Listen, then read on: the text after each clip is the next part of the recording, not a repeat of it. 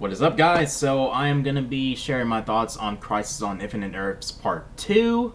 And I am going to be doing, I'm going to have spoilers in this review. So there's going to be spoilers in every video that I talk about with this crossover. So just so you guys know. But I'm still going to leave the warning for those who don't follow like my videos. But anyway, spoiler warning.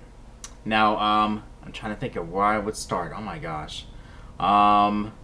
So looks like they weren't gonna leave Oliver Queen dead, like after all, like where they're gonna at least attempt to try to bring him back with the Lazarus pit and whatnot.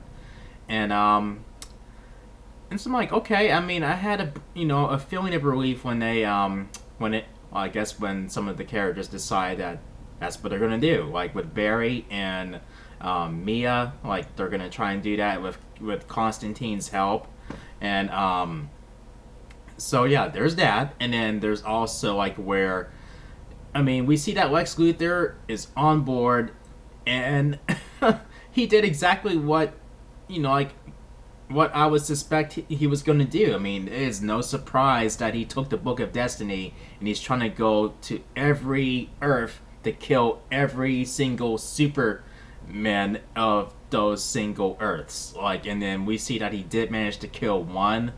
Supergirl's, like a Earth 38 Superman is going to try to stop Lex Luthor from killing, because he may end up killing the one Superman that they need to help them with this threat.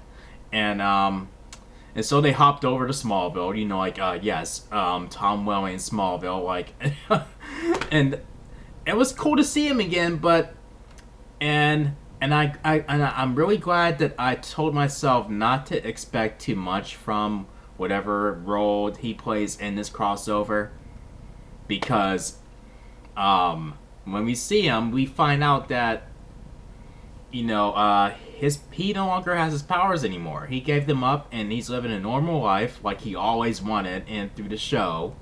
And him and Lois have, I think, 2 daughters, I think. And so I'm like, I mean, that's kind of a bummer, even though I loved seeing him again. But it was a bummer. And and then when he's confronted by Earth 38 Lex, I mean, it was cool to see those two interact. And then when he's telling them that there's a threat going on in the multiverse and whatever, and then Clark tells that to Lois, and then they don't seem to be taking that very seriously. It's like, oh, yeah, right. I mean, like, you would figure that normally he would feel like, okay, I gotta get my powers back somehow, because I have to protect our family and this Earth, and but oh well. I mean, I am a little disappointed with him not having his powers anymore, but I'm still glad that I got to see him again, like one last time. So I guess whatever big role that he may have, hopefully I'm wrong. Maybe somehow he'll get them back or whatever. But I'm not gonna hope too high for that, not even a little. But if it happens, great. If not, then I'm glad I've reserved my expectations.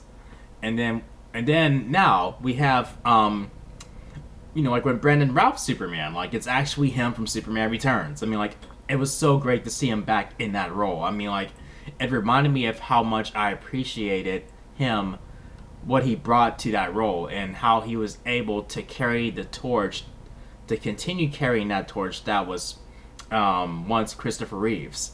And he did a much better job here than he did in Superman Returns. And that's saying a lot, because his portrayal is one of my favorite parts of the movie. I mean, like, that was his goal, is to basically be that same Superman. And he does a better job here. And oh my gosh, and then when Lex Luthor shows up and he uses the Book of Destiny to make those two Superman fight, that was pretty damn cool to watch. And when he uses his heat vision, it's totally different from Earth 38. I'm glad how they make those Superman different from each other. You know, like with that, like as far as that goes. Um, Man, that was cool. Man, what else happened? And then with Kate going over to try to get Bruce Wayne, um, you know, like I guess Kingdom Come Batman, you know, like over here, and why he is the way he is, like with the machinery to help him move around, because apparently he faced off with Superman and he was injured by trying to kill him, and then that's, I mean, that's crazy. And also he's trying to kill Kara, you know, like in the process, and then Kate was forced to have to put him down. And then Kate discovers that the being that they're looking for is like, no, it's actually her. Okay. I think she's more suited than that version of Bruce Wayne than you know, that Earth's Bruce Wayne. Anyway, I mean, I think we can all agree to that. But it was cool to see Kevin Conroy portray, you know, like that character, that version of Bruce Wayne, and to say some lines that were said from other versions of Batman. You know, like from like Batman v Superman for once. I'm like, okay, that line delivery was pretty damn cool.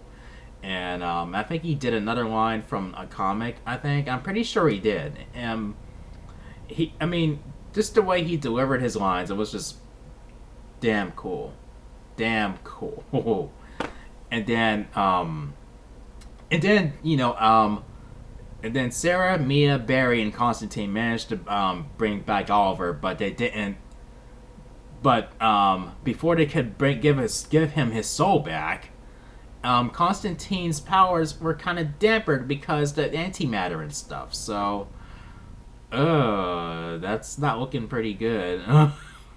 So how are they gonna deal with that? How are they gonna deal with that? And then we get a glimpse of the anti-monitor. I almost say antimatter. The anti-monitor at the very end, where he confronts Harbinger, and I guess he's gonna manipulate her into helping him.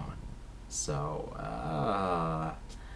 but I really did enjoy this episode overall. It was fun to see Tom Welling's Clark Kent and Erica Durance as Lois Lane again back in their roles for, like, even if it was for that short amount of time. But still, we were rewarded with Brandon Routh's Superman, and it was fun to see him interact with Ray Palmer. It was cool to see those two together, and I liked how that version of Superman, that version of Clark Kent, mentions his son from Superman Returns. Like when he saw little baby Jonathan, it's like, oh, that was pretty cool. And speaking of baby Jonathan, that I thought that was pretty funny how he would always interrupt the monitor, like monologuing.